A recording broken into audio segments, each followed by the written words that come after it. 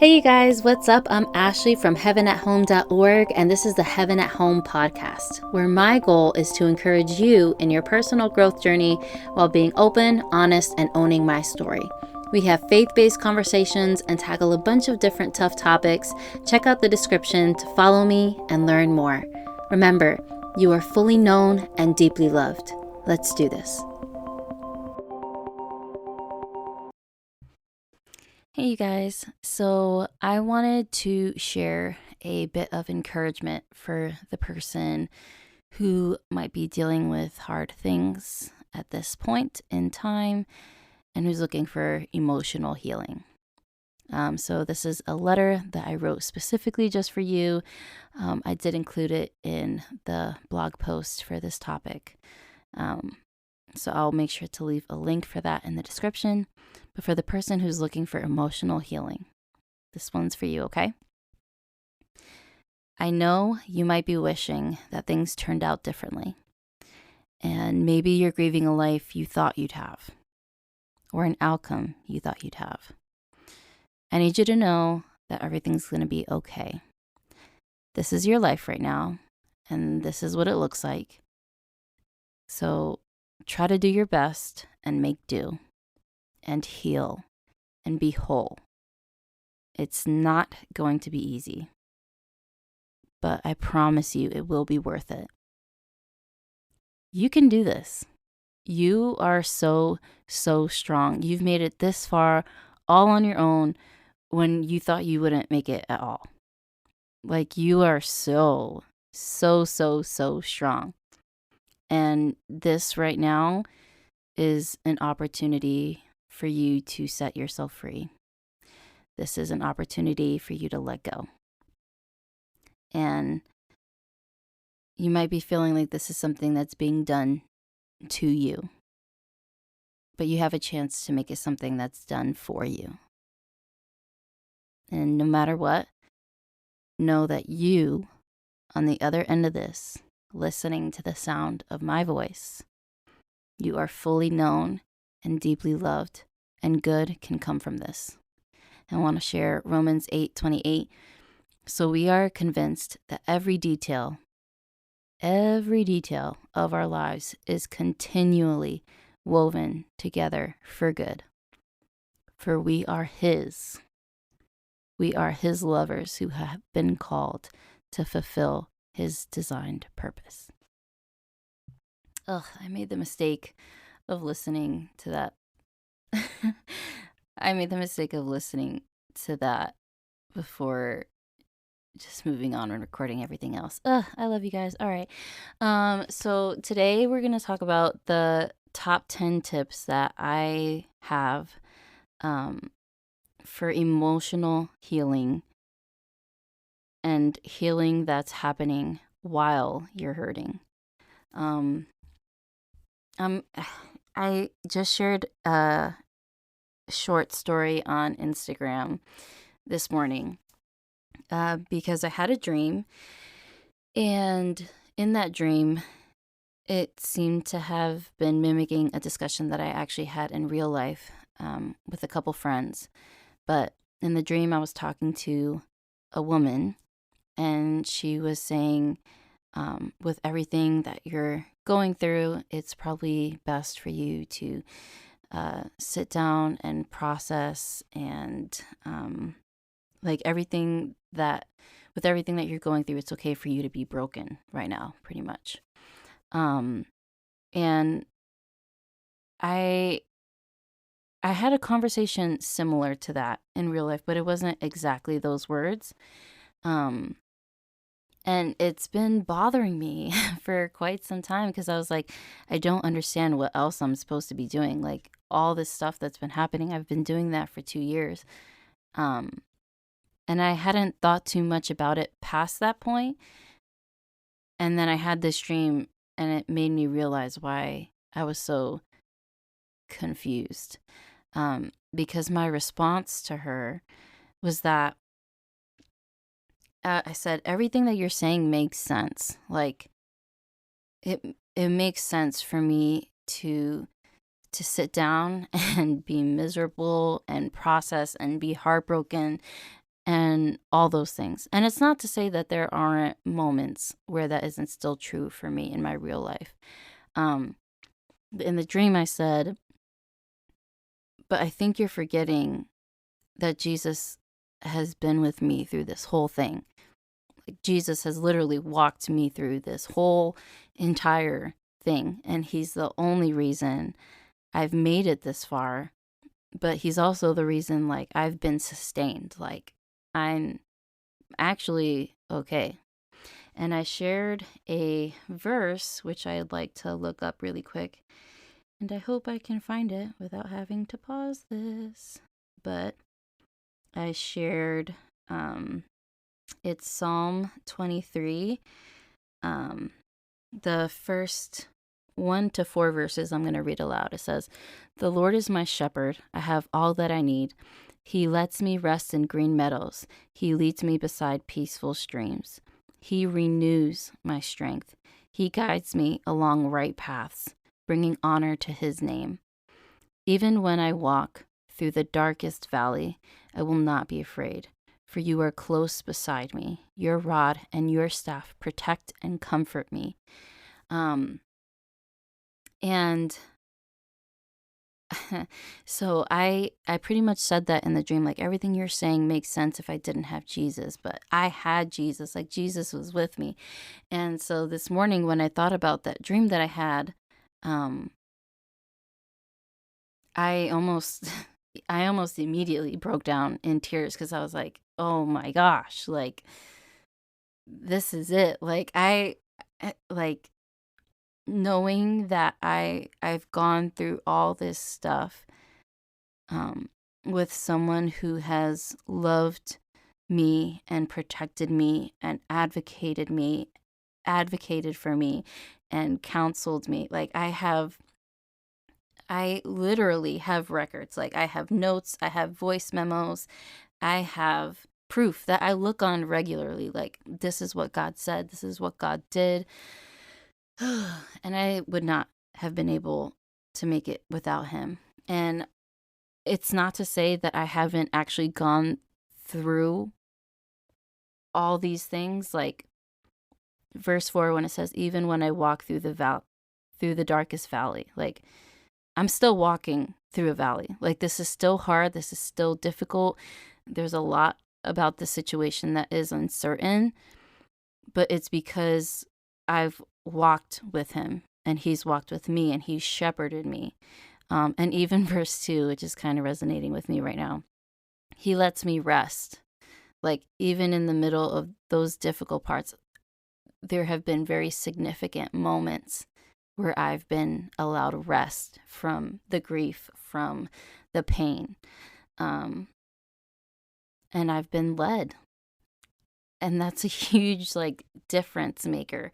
Like, God is able to renew our strength, and he gives us the strength to face what we're dealing with in this moment. Like, the second I start to worry about what the future looks like, what the future will bring, the second I start to try to anticipate the pain that I'll have to face possibly for the rest of my life, that is what messes me up.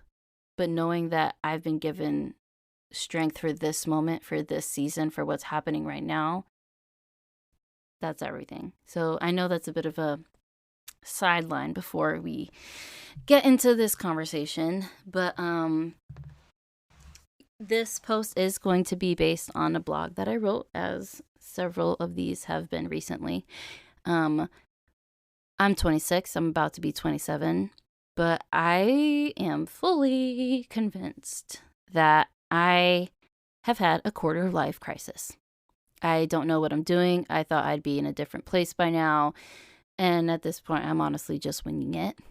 And in addition to that, I'm relatively certain that living life is one of the hardest things that we do. Life is hard. We deal with loss. We deal with breakups, divorces, sickness, financial hardships, Like the list literally could go on and on. And I've thought a lot about that phrase that says time heals all wounds. And I do not agree at all. Um, when I think about how difficult it is to actually deal with hard things, to deal with emotional trauma or emotional damage, I compare it to a fractured bone. And maybe you could do some research on this if you want to, but when you break a bone, when you fracture it, your body is going to do its very best to put itself back together. But if you don't take the time needed to care for it, to get medical care, to set the bone in place, you risk it becoming something that becomes a non-healing fracture. It heals incorrectly. So it's not just about emotional healing. Like all these things I'm going to share with you, it's not just about emotional healing. It's about healing healthily. It's about healing correctly. So a lot of times people expect, as I've conversations I've had recently, a lot of people are surprised that I'm doing so well because there's an expectation that after you've been injured, after you've been hurt, then you heal.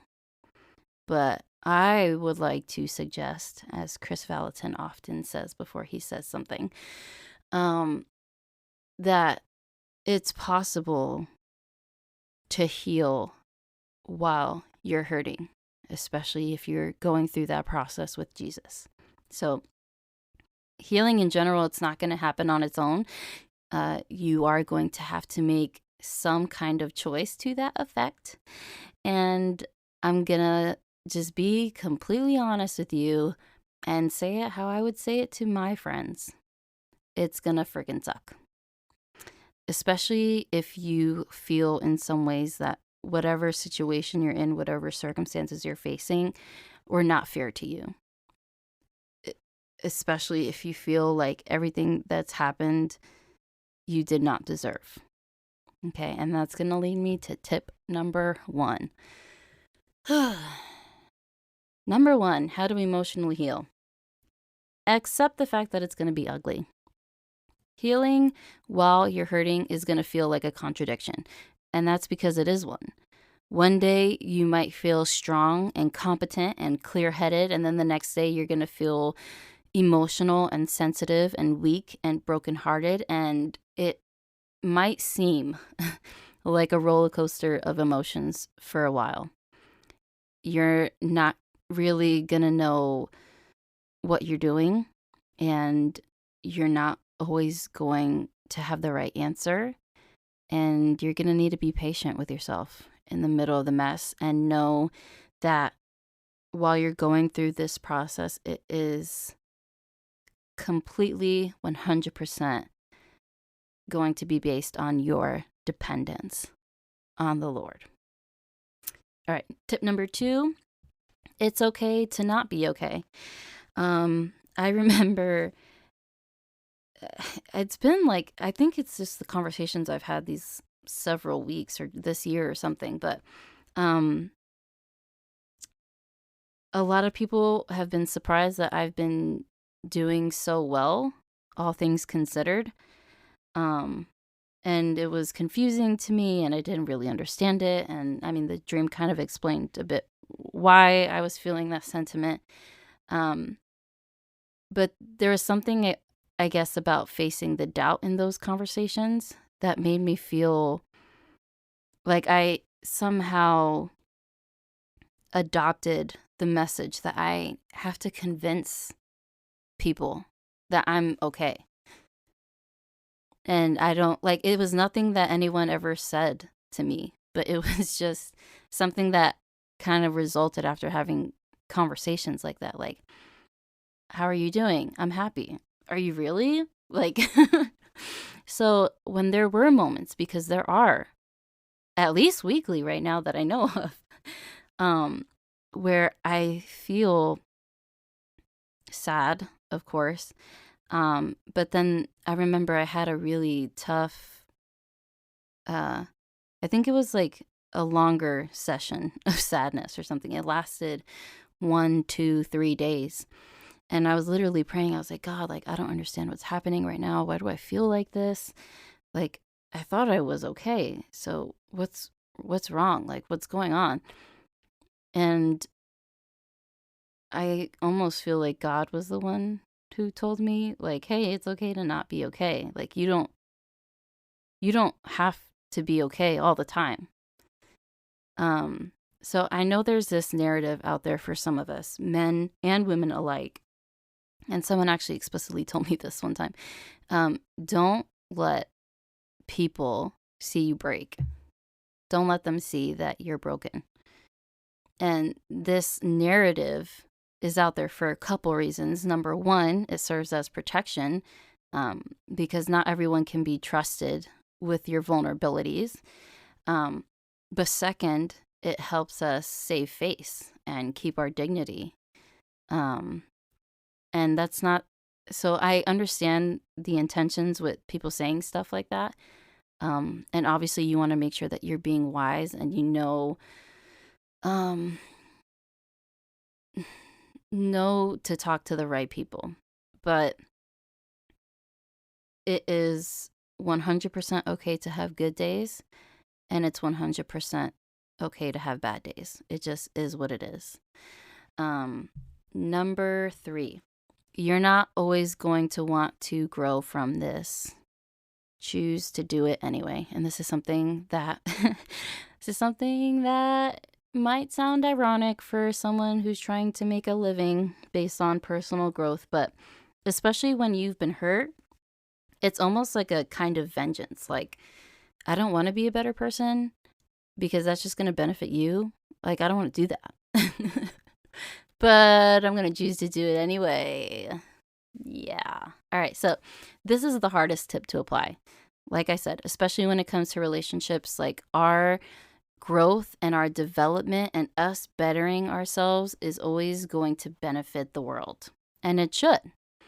Um, and it's even going to benefit our enemies. Our the choices that we make to grow and develop from tough stuff, though, like the most important thing is that it benefits us. It benefits our minds, our hearts, and our souls. And it's easy to lose sight of that sometimes when we allow ourselves to gain a false sense of empowerment in staying angry or bitter or callous or whatever. Like all of that is like it can easily become a form of revenge or like a way of getting even. Like you're not always going to want to grow from this. And it's okay to acknowledge that feeling exactly how it is. Like, hey, I don't want to grow from this, Lord. I really don't. But I'm going to do it anyway. And I'm going to ask for your help in doing it. You're not always going to want to be the bigger person. You're not always going to want to be the better person. So choose to manage yourself. Choose to parent yourself and choose to grow anyway. And there's this quote by Albert Einstein that I don't know, I just really appreciate it. But it says, adversity introduces a man to himself. That's a quote I heard from Chris Valentin in one of his messages. But yeah, so what I found, and this is sometimes like the most sobering part of dealing with stuff, which I remember talking with a friend recently about how I haven't been going through my process perfectly. And honestly, I'm not really sure that's possible. But there were a lot of times where, in the middle of feelings of neglect or abandonment or anger, like whatever it is, I I noticed myself doing things that were out of character, like just not like me at all. And I've had some friends and family like express like similar effects, but that's kind of what adversity does. Like it introduces you to yourself. And it reminds me of that verse um, where David is talking to the Lord and he says, "Search my heart and, you know, point out anything that's wrong and make me pure," you know? So inviting God into that moment is super, super powerful. And um, even despite having been hurt by somebody else, allowing God to show you, hey, like this is what was happening in you. Like this is what's going on in you right now. How about we focus on you? um Number 4, I feel like this is one of the easier things for me, but learn some lessons when you're healing while you're hurting. There's always, always, always a lesson to be learned somewhere. And whether it's from something you did right or something you did wrong, whether it's about life, self care, finances, boundaries, relationships, self esteem, like seek out any lesson that you can get from all those experiences and look for something that you can take with you. Me personally, like I'm learning those lessons and I am sharing them with the world. And that just aligns with my whole mission. Like, if I fail in any area, I want the whole world to, you know, stand on top of my failures and be like, I am that much more successful because I learned this lesson. I don't know. That's just me talking. Okay, number 5, ask for help and accept support. Yeah. You need people. Whether you want to admit it or not, you need people. Um, so when someone offers help, accept their support. When someone offers, time, accept their time. Um, accept what people are offering, whether it's like resources, encouragement, and don't be afraid or be too proud to ask for help when you really need it. Me personally, I found that this is one of the ways that I remind myself that I'm not alone in this, even though it might feel like it. Number 6, make time to process. Make time to process. There's going to be a very intentional, beautiful, uncomfortable balance between making time to process your emotions and making time to get past them. One of the ways that we can keep our emotions from sneaking up on us is by making time, scheduling time to check in with ourselves. Me personally, this used to be something that I did daily or every couple days. And that was for years. And that's just what I had to do. Now I'd say it's weekly.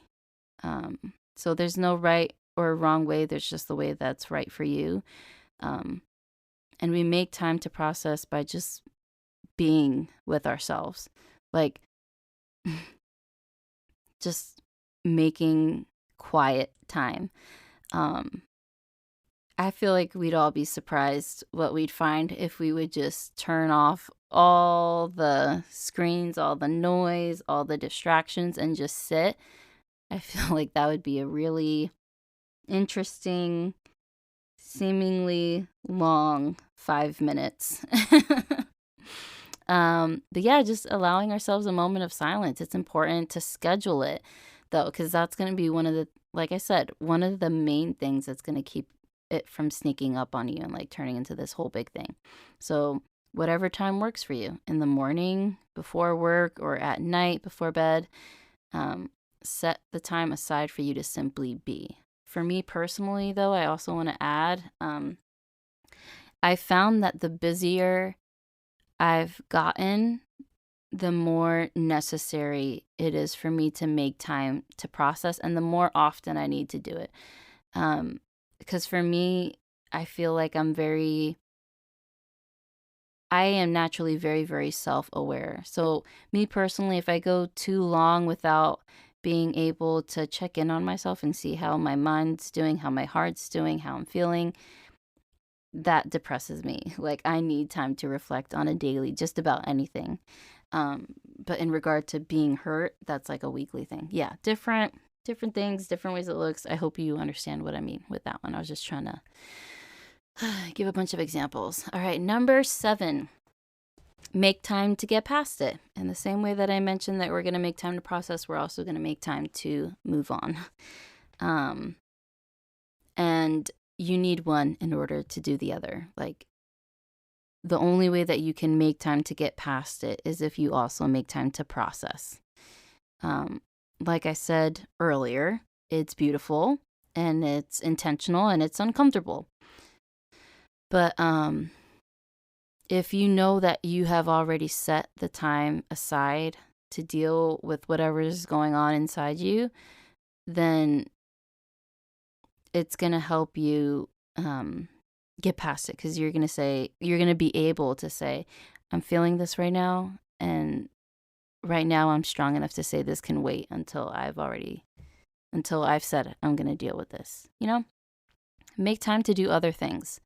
Make time to live, make time to have fun, be happy, get busy, find a hobby, exercise, be productive. I promise your brain and your body will thank you for it.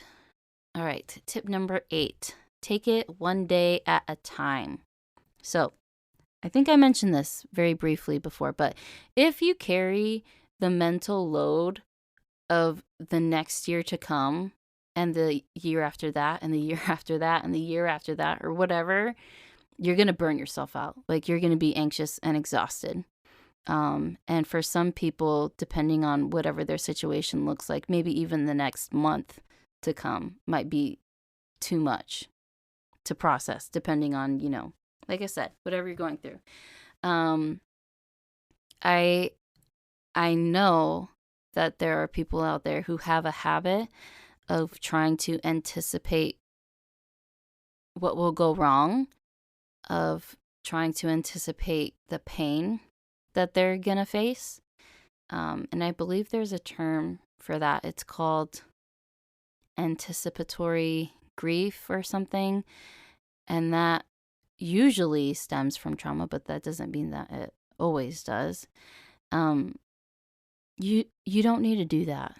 Okay? You don't need to anticipate tomorrow or next month or, like I said, next year, the year after that, or whatever. And you might think that you're doing yourself a favor.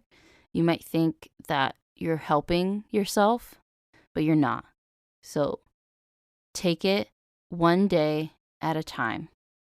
Make a list of like 3 to 5 things to do, and then just stick to that.